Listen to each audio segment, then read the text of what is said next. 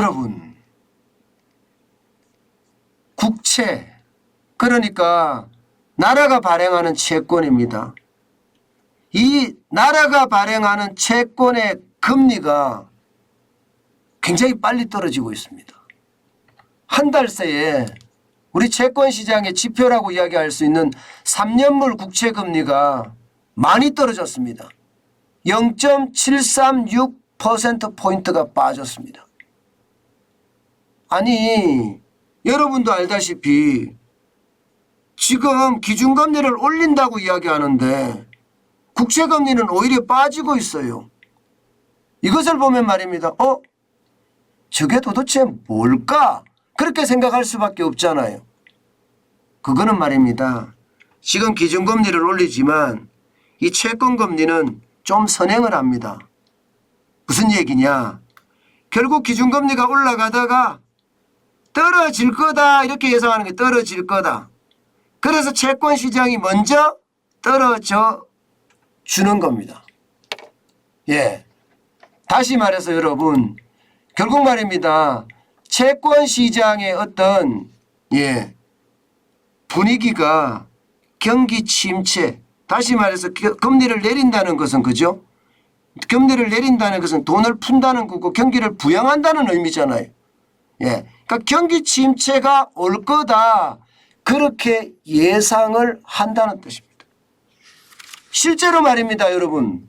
실제로 굉장히 빨리 많이 떨어져요. 여러분 보세요. 얼마나 빨리 많이 떨어지는지. 지난 6월 17일에 3.745%였던 것이요. 7월 29일입니다. 3% 간신히 지켰어요. 3% 간신히 지켰습니다. 예. 그러니까 금리가 쭉 떨어지는 거죠. 지금까지 6월 17일까지는 보면 1월에 1.855%가 계속해서 우상향으로 올랐습니다. 계속해서 우상향으로. 그런데 6월 17일을 기점으로 해서 떨어지고 있습니다. 떨어지고. 이게 이제 결국은 경기가 침체될 거기 때문에 중앙은행이 기준금리를 내릴 거다. 그래서 국채금리는 미리 내려주는 거다. 미리 선행적으로 내려주는 거다. 이렇게 지금 이야기할 수가 있는 겁니다. 심지어 말입니다. 심지어 지금 한 달 사이에 채권금리 하락 그 격차가 0.736이었잖아요. 그런데 채권 가격으로 가면 또 달라집니다. 이게 여러분, 채권은 금리가 떨어지면 채권의 가격은 올라갑니다. 금리는 떨어지고 채권의 액면가는 올라갑니다. 실제로 말입니다. 채권 가격 기준으로는요. 20%가량 폭등했습니다. 폭등. 그러니까 결국은 말입니다. 시장에는 지금 경기 침체 신호가 채권 시장은 뒤덮고 있다는 이야기. 채권 시장이 좀 빠르거든요. 근데 빨라도 굉장히 빨라진다. 이렇게 이야기할 수가 있는 겁니다. 우리나라만 이런 게 아니에요. 미국도 마찬가지입니다. 미국도. 여러분 보시는 것처럼 미국은 이게 지표 금리라고 이야기해야 되나요? 시장에서 가장 주목하는 금리가 10년물 국채 금리인데 10년물 국채 금리가 보면 말입니다. 연고점이 3.479%였습니다. 거의 3.5%에 육박했었죠. 3.5%에 그죠? 3.479였습니다. 그런데 7월 27일 현재 2.658로 떨어졌습니다. 2.658로 무려 말입니다. 0.821%나 내렸습니다. 0.821%나. 그러니까 미국 시장도 지금 침체가 되고 있다. 지금 이것을 보여주고 있는 거예요. 미국 정부는 지금 아니다. 경기 침체가 아니라 둔하다. 이렇게 이야기하지만 지표는 둔해가 아니야 침체야. 이렇게 이야기하고 있는 겁니다.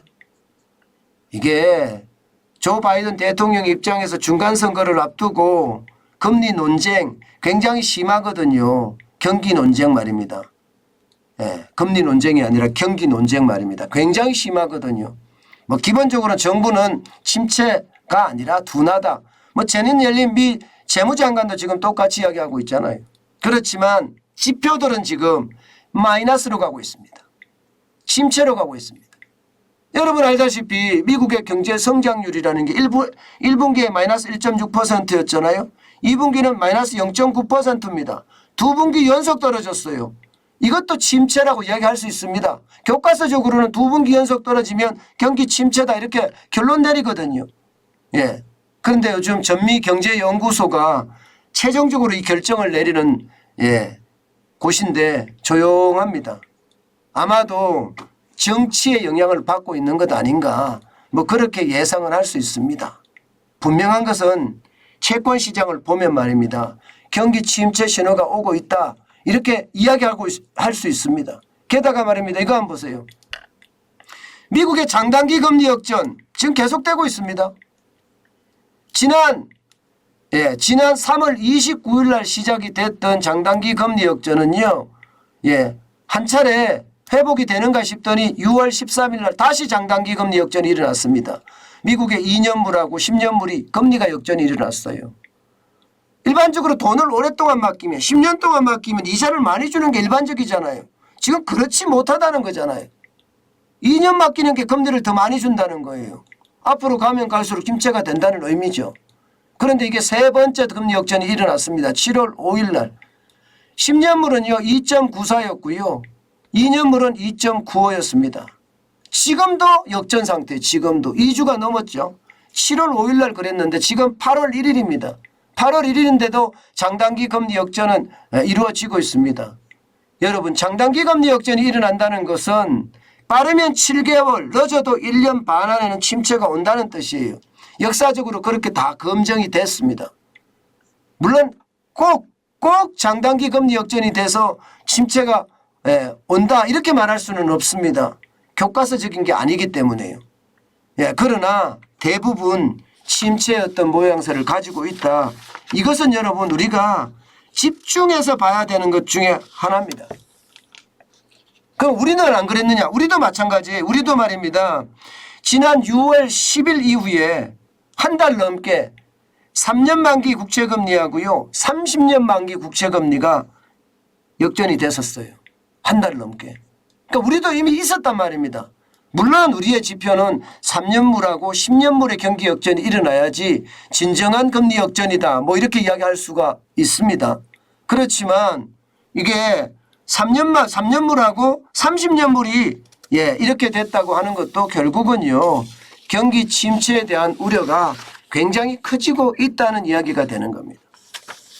여러분 지표는 속이지 않습니다. 절대로 안 속입니다. 사람들의 말은요.